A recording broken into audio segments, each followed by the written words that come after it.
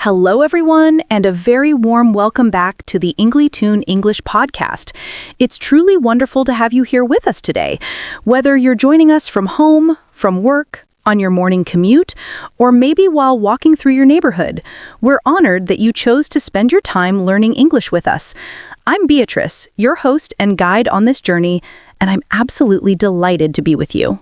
Hi there, wonderful people. George here. And I couldn't agree more. It feels amazing to be back, ready for another exciting and super practical English lesson.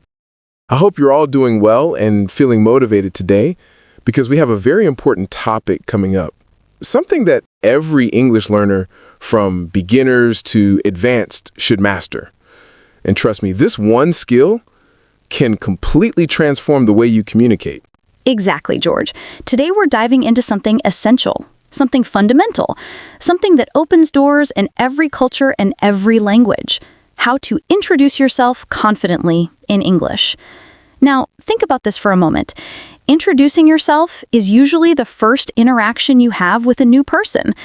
It's your opportunity to show a bit of who you are, to make a connection, and to start a relationship, whether it's a friendship, a work partnership, or even just a simple moment of kindness with someone you've never met before.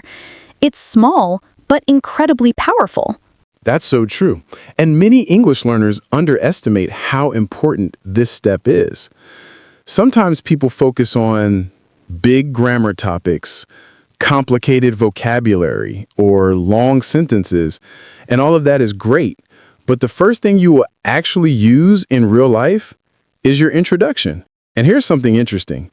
Even people who speak English fluently sometimes feel nervous when introducing themselves. Why? Because introductions are not just about language, they're about confidence, clarity, and connection. Absolutely, George. And here at Inglytoon, we want every learner to feel comfortable and confident in their English. We want you to speak without fear, without overthinking, and without worrying about mistakes. So today, we're not only teaching you what to say, but also how to say it naturally.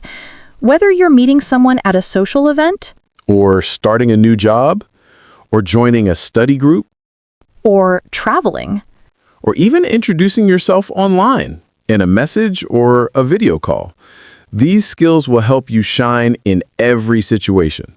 And let's be honest, introductions happen all the time. Sometimes you don't even realize how often you need to introduce yourself. Think about these moments.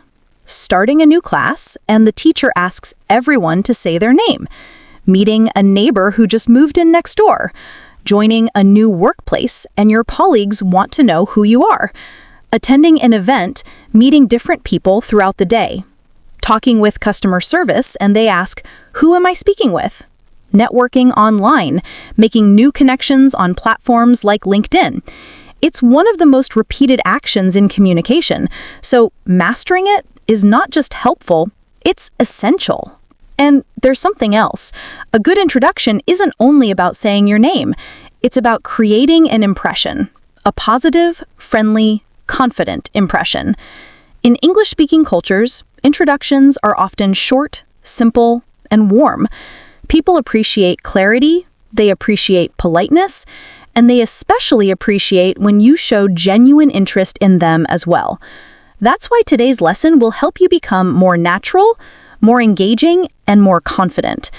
We're going to show you expressions you can use, explain when to use them, and teach you how to keep the flow of conversation going after your introduction. And don't worry, this isn't going to be complicated or overwhelming. Inglytoon is all about simplicity and clarity. We want you to learn English in a way that feels natural, friendly, practical, and most importantly, useful in real life. You don't need to memorize long sentences or sound like a textbook. You just need to understand the basic building blocks and know how to combine them in a comfortable way. That's right, George. And here's a little bonus. We'll also give you extra tips on pronunciation, tone, and body language, because how you say something is just as important as the words you use. A friendly smile, a confident hi, and a polite nice to meet you can completely change the energy of the conversation. And something we always like to remind our listeners, don't be afraid of making mistakes. Introductions are simple, and even if you forget a word or get nervous, people will still understand you. What matters most is trying and showing that you want to connect. Exactly. English is a global language. People from all around the world speak it with different accents, different levels, different styles. You don't need to sound perfect. You just need to sound you, clear, polite, and confident. So, whether you're a beginner who's just starting to learn English, Or an intermediate learner looking to polish your communication skills. or even advanced, but wanting to sound more natural, this lesson is for you. And trust me, by the end of this episode, you'll feel much better equipped to introduce yourself anywhere, anytime in English. Okay, Beatrice, I think our audience is ready. What do you say? I say let's jump right into it. Perfect. So let's begin with our example dialogue featuring Alex and Sarah, two people meeting for the very first time. Make sure you listen closely to the pronunciation, the tone, and the pace. And try to imagine yourself in that situation. Think about how you would respond, what you would say, and how comfortable you would feel. Ready? Let's get started. All right, let's listen to our example conversation. Two people meeting for the first time. Machado and Carmen. Hi there. Hi. I don't think we've met before. My name's Machado. Nice to meet you, Machado. I'm Carmen. It's a pleasure to meet you, Carmen. The pleasure is all mine. It's always great meeting someone new around here. Yeah, definitely. So, what brings you here today? Are you attending this event too? Kind of. I just came by for a quick coffee, then I noticed the movement around here and decided to look around a bit. What about you? I actually just moved to the neighborhood a few days ago. Everything is still new for me. The streets, the cafes, the people, so I'm slowly exploring. Oh, welcome. That's wonderful. This neighborhood is small but full of charm. I've lived here for about 4 years now, so I know most of the good spots. That's great to hear. Maybe you can give me some recommendations. Good cafes, quiet places to think, maybe a nice park. Definitely. I'd be happy to. For coffee, this place is one of my favorites. For quiet thinking or working, there's a co-working space nearby. And there's a lovely park with a lake not too far from here, perfect for relaxing. Wow, thank you. That sounds perfect. I really appreciate the help. You're welcome. So, Machado, what do you do? What field are you in? I'm an anthropologist. My work focuses on studying cultures, social behavior, and human communities. Sometimes I conduct interviews, sometimes I analyze traditions, and other times I'm out in the field, observing how groups interact. It's fascinating, but it definitely keeps me busy. Oh, that's incredibly interesting. I've always thought anthropology must be such a deep and meaningful profession. You probably meet a lot of different people. I do, and that's one of my favorite parts. Understanding how people live, behave, connect, it helps me see the world differently. I can imagine. My work is almost the opposite. I'm an architect. My days are full of drawings, plans, spatial design, and lots of visual problem solving. An architect. That's amazing. Architecture shapes the world we live in. I admire people who can imagine a structure and then make it real. Thanks. It's a beautiful profession, but it has its challenges too. Clients changing their minds, tight deadlines, unexpected issues during construction. But in the end, seeing a project come to life is priceless. I can relate to that feeling. In anthropology, sometimes you spend months researching a cultural group, and when you finally understand a pattern or discover something meaningful, it feels incredibly rewarding. I bet it does. It's funny, actually. Your work studies people, and mine work studies the spaces people create and inhabit. They go hand in hand in some way. You're absolutely right. Culture influences architecture, and architecture influences culture. Exactly. That's why I love urban planning. You can actually see how communities shape spaces and how spaces shape communities. Fascinating. Maybe one day we can talk more about that. It seems like we have a few overlapping interests. Absolutely. I'd love that. So, Do you come here often? I mean, is this cafe one of your favorites? Yes, it is. I love the atmosphere here. Calm, cozy, friendly staff. Sometimes I bring my laptop and work here when I need a change of environment. Good to know. I'm glad I discovered this place then. It feels warm and welcoming. It really is. And they bake great pastries. You should try their cheese croissant next time. I definitely will. Thanks for the tip. Anytime. What about you? Do you enjoy exploring new places, or are you more of a routine type? A mix of both. When I'm new to a place, I love exploring. But once I feel settled, I tend to choose a few favorite spots and stick to them. I get it. I was just like that when I moved here. Little by little, this neighborhood grows on you. I hope it will for me too. Oh, I'm sure it will. People around here are friendly, and the community organizes small cultural events. You might like them, especially considering your field. That sounds wonderful. I'd love to participate. Well, welcome again, Machado. It's really nice meeting someone who brings a new perspective to the neighborhood. Thank you, Carmen.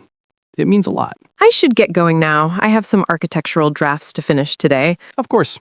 It was lovely meeting you, Carmen. Lovely meeting you too, Machado. Maybe we'll run into each other again soon. I hope so. And if you ever need help or want to know more about the area, feel free to ask. Thank you very much. Bye for now.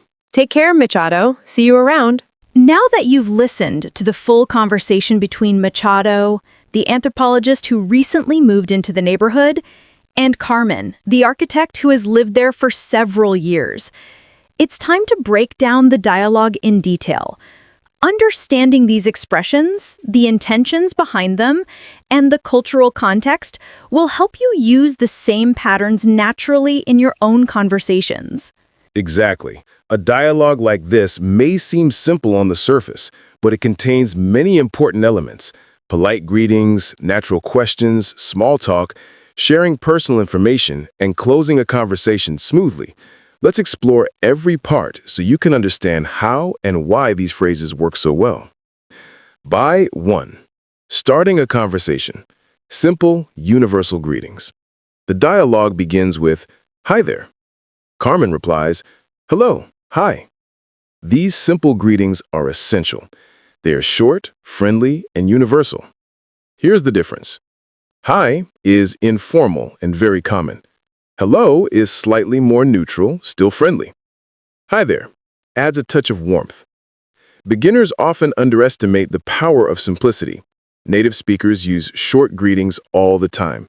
A conversation doesn't need a complicated start. In fact, the simpler, the better. By 2. I don't think we've met before. A polite opener. Machado continues, "I don't think we've met before. My name's Machado." This sentence is extremely useful for introductions. It accomplishes 3 things at once. 1. Shows politeness. 2. Allows the other person to confirm the situation. 3. Creates a smooth transition to giving your name. It avoids awkwardness like, "Do I know you?" or "Who are you?" Instead, it gently acknowledges that this is the first meeting. This type of phrasing is very natural in English-speaking cultures. Carmen replies, "Nice to meet you, Machado. I'm Carmen." This is the classic introduction pattern. 1. Nice to meet you. Friendly, polite, and universally used. I'm Carmen. Simple and effective, often preferred in casual situations. When meeting someone for the first time, exchanging names as early as possible helps the conversation flow naturally. By 3. Expressing friendliness with a formal touch. Machado says, "It's a pleasure to meet you, Carmen." This version is slightly more formal than "nice to meet you," but still perfectly appropriate. It shows respect and politeness. Using pleasure adds warmth and a sense of appreciation. Carmen responds with, "The pleasure is all mine." This is a polite, elegant way to return the compliment. It's very common in initial interactions and adds a soft, friendly tone. By 4. Opening the conversation. Asking an inviting question. Carmen asks, "So what brings you here today?" This is an excellent open-ended question, designed to stimulate conversation. Open-ended questions do not require a simple yes or no answer. They invite the other person to share more information. Such questions are especially useful when you're meeting someone for the first time. Examples include, how are you enjoying the event? What brings you to this place? Are you new around here? They show interest and make the other person feel comfortable. Machado answers, I actually just moved to the neighborhood a few days ago. This gives Carmen something meaningful to respond to, and it naturally leads to the supportive, welcoming tone that follows. By 5. Welcoming someone and building initial connection. Carmen says, oh, welcome. I've lived here for about 4 years now. Here, Carmen does 2 important things. 1, welcomes Machado warmly, which instantly creates a positive impression. 2, shares personal information, how long she has lived there, to build connection. When someone is new to a place, locals often take on a friendly, guiding role. This is a common pattern in real interactions. By 6, asking for recommendations, a natural way to continue the flow. Machado adds, maybe you can give me some tips on the best places around. This is a smart conversational strategy. It shows interest in the neighborhood. It invites Carmen to share knowledge. It strengthens the social bond. Carmen responds enthusiastically. Definitely, I'd be happy to. This combination, definitely, plus I'd be happy to, communicates positivity and openness. These are natural expressions that native speakers use frequently. By 7, what do you do? A standard small talk question. Eventually, Machado asks, so what do you do? This is one of the most universal questions when meeting someone new. It's polite, neutral, and offers space for deeper conversation. Carmen replies, I'm an architect. And she goes on to describe her work. My days are full of drawings, plans, spatial design, and visual problem solving. This is a great model for students. 1, give your profession. 2, add 1 or 2 short details to make it interesting. 3, keep it simple to avoid overwhelming the listener. By 8, Machado as an anthropologist. Natural phrasing. Machado explains his own profession. I'm an anthropologist. My work focuses on studying cultures, social behavior, and human communities. This description is perfect for a first conversation because it's brief, it's clear, and it sparks curiosity. He doesn't dive into technical terminology. Instead, he summarizes the essence of his work in a way that anyone can understand. Carmen responds with admiration. Oh, that's incredibly interesting. This reaction, 1, shows respect for Machado's field. 2, encourages him to share more. 3, keeps the tone friendly. By 9, exploring the connection between their professions. An interesting part of the dialogue is when they notice how their fields overlap. Anthropology focuses on people, culture, and behavior. Architecture focuses on designing spaces for those people. Carmen says, your work studies people, and mine studies the spaces they create and inhabit. Machado agrees, culture influences architecture, and architecture influences culture. This exchange shows a natural, intellectual connection, a smooth evolution from small talk to deeper conversation. It's a great example of how first meetings can become meaningful without becoming overly personal. By 10, light personal questions to keep the conversation going. Carmen asks, do you enjoy exploring new places? This is a gentle personal question, but not too intimate. It helps Machado share a bit about his habits and preferences. Machado explains that he likes exploring when he is new in a place, but tends to settle into routines later. This kind of sharing helps build trust and rapport. By 11, ending a conversation politely and gracefully. Carmen needs to leave. I should get going. I have some architectural drafts to finish. This phrasing is polite and clear. 1, I should get going, signals that the conversation is ending. 2, I have drafts to finish, gives a valid and polite reason. Machado responds with, it was lovely meeting you, Carmen. This is the perfect closing phrase for a first conversation, warm and respectful. Carmen replies, lovely meeting you too, Machado. Then she adds, maybe we'll run into each other again soon. A friendly, hopeful phrase implying, I enjoyed this conversation. Let's keep the door open for future interactions. Machado answers, I hope so. And the final farewell, take care. This is one of the friendliest and most common closing expressions in English. One of the most important skills in everyday communication is the ability to move smoothly from introductions into a natural, flowing conversation. This transition is what transforms a simple exchange of names into a real and meaningful interaction. In the dialogue between Machado, the anthropologist who just moved into the neighborhood, and Carmen, the architect who has lived there for several years, we see an excellent example of how this transition happens naturally and effortlessly. Right after the initial greetings and the exchange of names, Carmen asks Machado a wonderfully simple but powerful question. So, what brings you here today? This kind of question is a classic conversational bridge. It gently guides the dialogue forward and invites the other person to share more about themselves without feeling pressured. Unlike closed questions, which normally result in short answers like yes or no, open-ended questions like this one encourage storytelling, explanation, and connection. And Machado's answer works perfectly to keep the conversation alive. I actually just moved to the neighborhood a few days ago. This reveals something meaningful and personal without being too private. It gives Carmen new information that she can easily respond to. In real life, this is exactly what helps conversations grow organically. The person you're speaking to now has something to build on. Carmen responds not only politely, but with genuine enthusiasm. Oh, welcome. I've lived here for about 4 years now. With this simple reply, she performs 3 conversational functions at once. 1, she welcomes him, creating warmth and friendliness. 2, she shares personal information, making the conversation balanced. 3, she establishes common ground, showing she knows the area. This exchange sets the stage for an easy and comfortable flow between them. From there, Machado deepens the interaction by saying, maybe you can give me some tips on the best places around. This is a brilliant conversational strategy. It shows interest, invites collaboration, and subtly complements Carmen's knowledge of the neighborhood.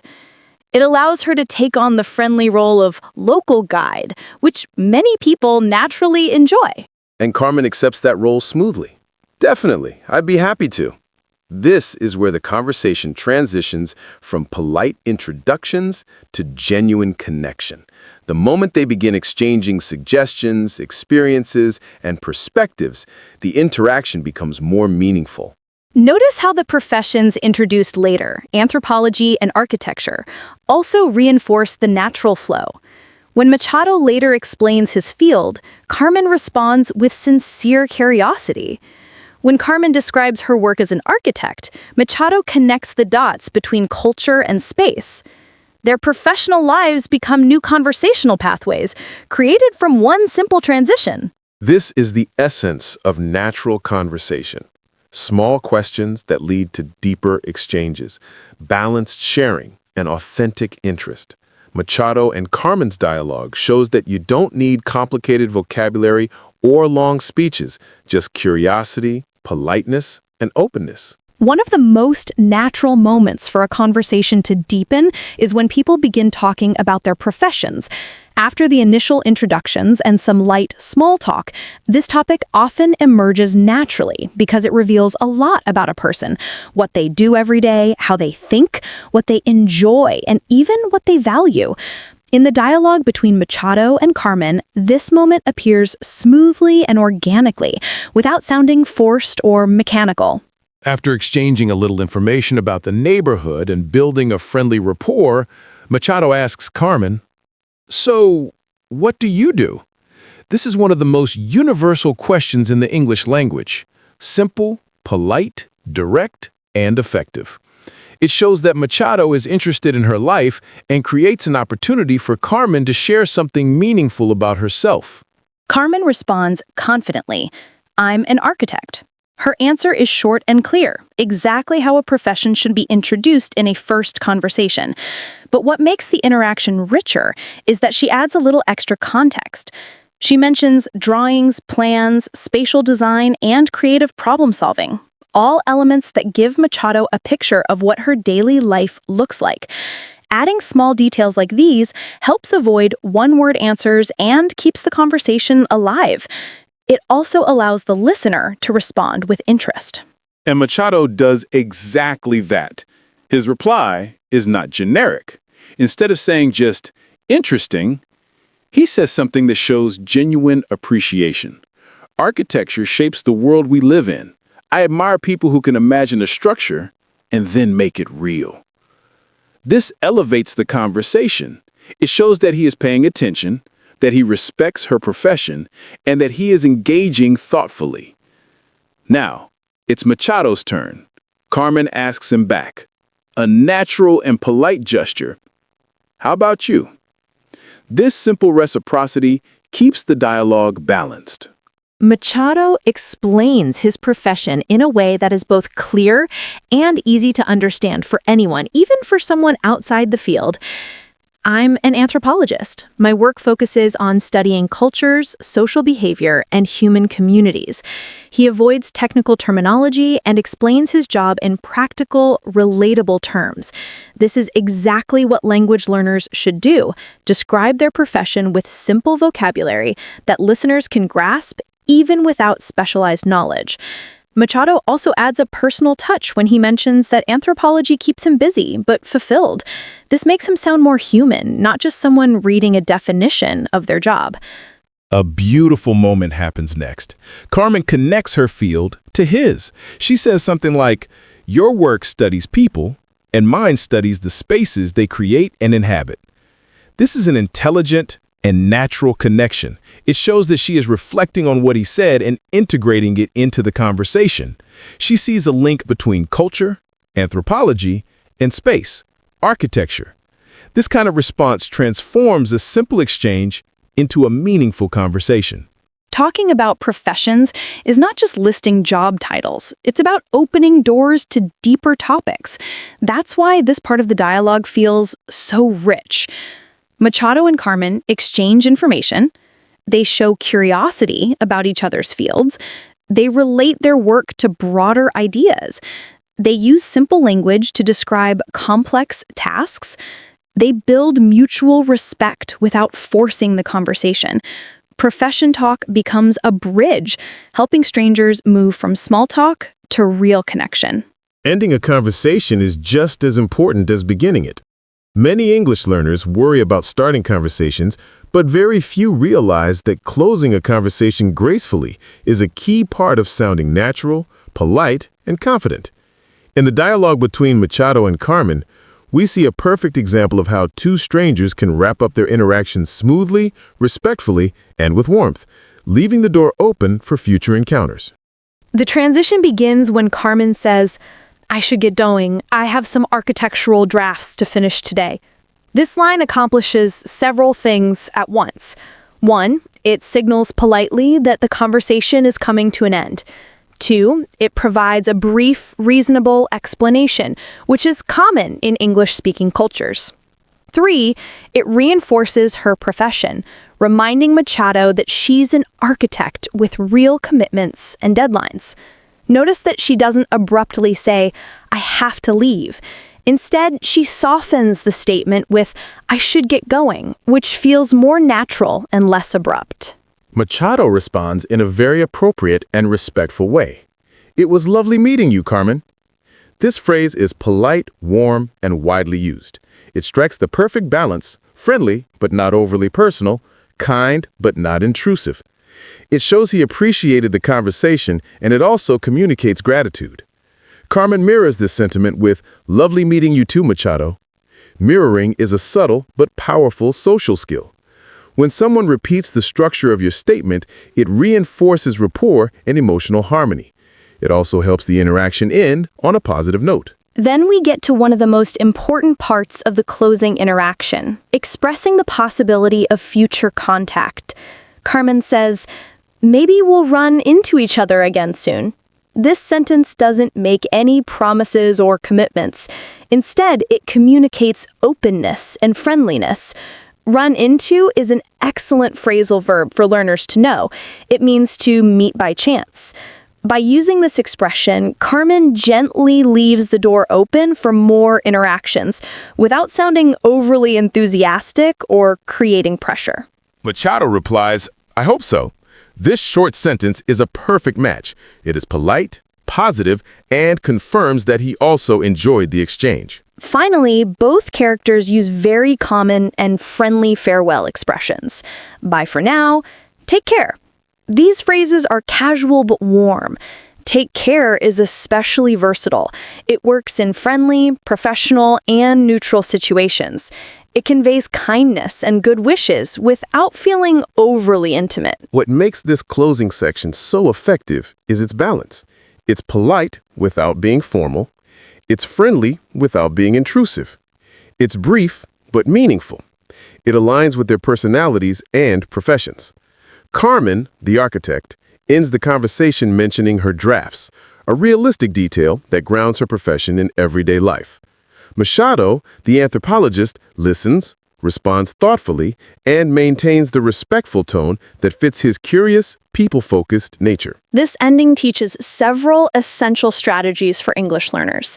Use softeners like, I should get going, offer a reason without over-explaining, express appreciation, like lovely meeting you, signal possible future contact, and close with friendly farewells. When you combine these elements, you end a conversation naturally and confidently, just like Machado and Carmen. As we wrap up today's lesson, it's important to take a step back and look at the bigger picture. What makes this dialogue between Machado, the anthropologist, and Carmen, the architect, so powerful is not just the vocabulary or the expressions. It's the human connection behind every line.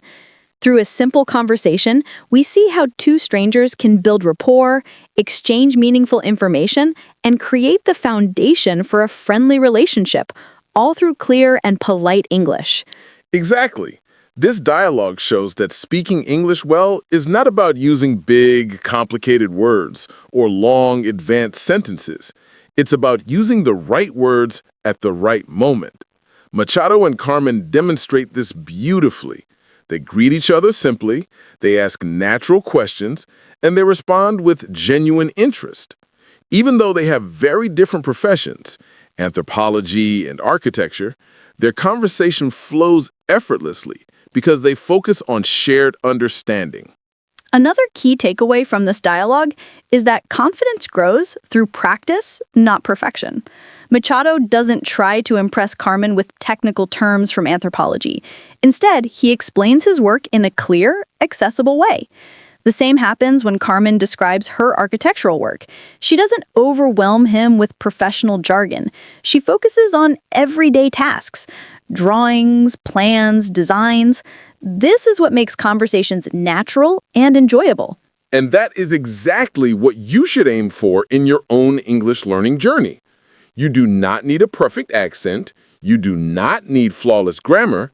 You need clarity, authenticity, and the willingness to communicate. If Machado had stayed silent or avoided sharing information about himself, the interaction would have ended quickly.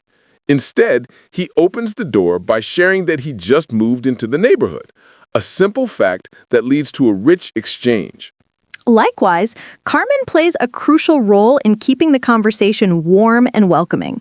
She shares tips about the neighborhood, responds enthusiastically, and even makes connections between their professions.